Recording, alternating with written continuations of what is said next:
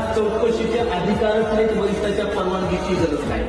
मी कायदा सांगायला मग एवढा कायदा असताना संबंधित दिवशी कायदा मोडायला याची शहानिशा करण्याला दिशाभूल करायला म्हणून नाही असतो म्हणून आमचा कायद्यावर विश्वास आहे. 24 तारखेला सक्षमची आई आणि अचल ही नांदेड शहर जिल्ह्यात कुठेही आत्महत्या करणार.